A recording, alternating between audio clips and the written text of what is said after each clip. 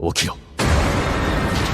Episode 4 शुरू होता है काइजू नंबर 9 और काफका के फाइट के बाद के हालात से, जहां काफका काइजू नंबर 9 को हरा देता है। वहीं पे किकोरू बाकी के बचे हुए एंट्स को मार देती है। सबको लगता है कि ये एक सक्सेसफुल मिशन था। कंट्रोल रूम में बैठे सारे ऑफिसर्स, जनरल्स और डायरेक्टर शिनोमिया भी इस विक्ट्री से बहुत खुश होते हैं, लेकिन सिर्फ कैप्टन नारोमी को ही ये सब सही नहीं लगता। उसे डाउट होता है कि अभी ये खतरा टला नहीं है। तभी डैमेज्ड काइजू नंबर 9 की बॉडी डिसअपियर होने से पहले वो काफका से कहता है कि उसका मेन गोल काइजू नंबर 8 को मार के उसकी पावर हासिल करना था। हालांकि वो नाकाम हो गया, पर अब वो अपना दूसरा गोल अचीव करेगा, जिससे उसे एक दूसरी काइजू पावर हासिल होगी। तभी काफका कैप्टन नारोमी को कहता है कि काइजू नंबर 9 की मेन बॉडी कहीं और है। मतलब काफका और नारोमी दोनों काइजू नंबर 9 के क्लोन्स बेटा और गामा से लड़ रहे थे। तभी कंट्रोल रूम में वो लोग एक और काइजू सिग्नल को डिटेक्ट करते हैं, जो अपेरेंटली उन्हीं के रूम में से आ रही होती है।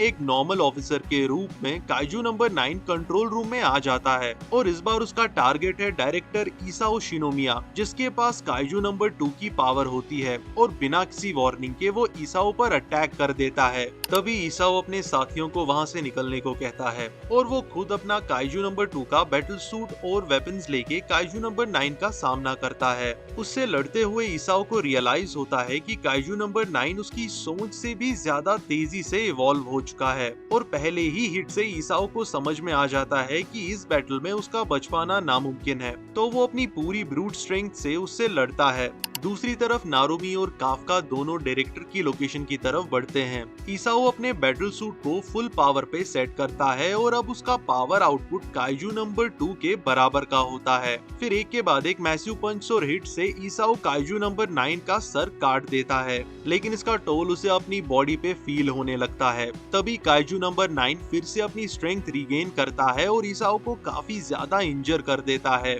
इसाओ समझ जाता है कि वो वीक पड़ रहा है और अब उसके सामने सिर्फ एक ही गोल है, इस बैटल को खत्म करना। वो हार नहीं मानता और एक आखिरी बार काइजू नंबर 9 के सामने खड़ा होता है। इसाओ अपने फाइनल अटैक के लिए प्रिपेयर होता है। तभी उसके माइंड में अपनी बेटी के फ्लैशबैक्स आते हैं और वो खुद से वादा करता है कि वो किकोरू के लिए इस थ्रेट को एलिमिनेट करके रहेगा। अब इसाओ काइजू नंबर 2 का मेन वेपन एक massive energy burst kaiju number 9 पे लैंड करता है, जिसकी वजह से उसका कोर एक्सपोज हो जाता है। लेकिन काइजू नंबर 9 अपनी बॉडी को फुल डिफेंस मोड में ले जाता है। तभी इसाओ एक दूसरा एनर्जी बर्स्ट लैंड करता है, जो काइजू नंबर 9 के लिए अनएक्सपेक्टेड होता है और अपेरेंटली उसकी पूरी बॉडी मेल्ट हो जाती है और काइजू नंबर 9 का कोर पूरी तरह से एक्सपोज हो जाता है। लेकिन इसाओ अब पूरी तरह से एग्जॉस्ट हो चुका है और उसके पास अब जरा सी भी स्ट्रेंथ नहीं रहती।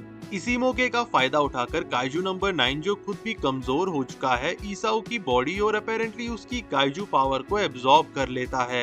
अब नारोमी और काफका दोनों वहां पहुंच जाते हैं। वो दोनों इसाओ को देखते हैं और उन्हें लगता है कि वो जिंदा है। तभी काफका सेंस कर लेता है कि ये डायरेक्टर इसाओ शिनोमिया नहीं बल्कि काइजू नंबर 9 है और तभी काइजू नंबर 9 नारोमी पे अटैक करता है, लेकिन काफका उसे बचा लेता है। काफका समझ जाता है कि काइजू नंबर 9 अब बहुत ज्यादा पावरफुल हो चुका है, मे बी उससे भी ज्यादा पावरफुल। वो दोनों ये प्रोसेस नहीं कर पाते कि काइजू नंबर 9 अब इसाओ की बॉडी में है। तभी अचानक से किकोरू वहां पहुंच जाती है। अपने पिता को इस हाल में देख के वो आउट ऑफ कंट्रोल हो जाती है और नंबर 9 पे अटैक कर लेती है। नारोमी भी उस पे अपना रेटिना 01 स्किल का यूज कर लेता है, लेकिन नंबर 9 उसे डॉज कर लेता है। मतलब वो अब नारोमी की मूव्स को रीड कर सकता है। ये देख के काफका भी उस पे अटैक कर लेता है, पर नंबर 9 उसे भी हैंडल कर लेता है और एपिसोड यहीं पे खत्म हो जाता है।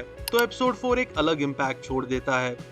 एक्शन तो इस एपिसोड का मेन पार्ट था ही, लेकिन इस बार ये एपिसोड थोड़ा इमोशनल भी फील होता है। डायरेक्टर इसाओ शिनोमिया की डेथ सिर्फ किकोरू के लिए एक पर्सनल ट्रेजेडी ही नहीं बल्कि पूरे डिफेंस फोर्स के लिए एक बड़ा सेटबैक था और अब डिफेंस फोर्स ने अपना सबसे स्ट्रॉन्गेस्ट वेटरन वॉरियर खो दिया है। इसके अलावा काइजू नंबर 9 अब पहले से भी ज्यादा डरावना लग रहा है। हर एक फाइट से वो इवॉल्व हो रहा है और इस एपिसोड में अब उसके पास काइजू नंबर 2 की पावर प्लस इसाओ शिनोमिया का बैटल एक्सपीरियंस भी है। दोनों उसे सबसे ज्यादा डेंजरस थ्रेट बना देता है। एपिसोड 4 डेफिनेटली एक सॉलिड 9.5 आउट ऑफ 10 था। सच में 4 एपिसोड निकलने के बाद मैं दावे से कह सकता हूँ कि ये सीजन बहुत ही एपिक होने वाला है। अगर ये वीडियो यहाँ तक देख ही ली है तो लाइक और शेयर, प्लस इस एपिसोड में तुम्हारा फेवरेट मोमेंट कौन सा था कमेंट में जरूर लिखना। और अगर चैनल पर नए हो तो सब्सक्राइब करना मत भूलना।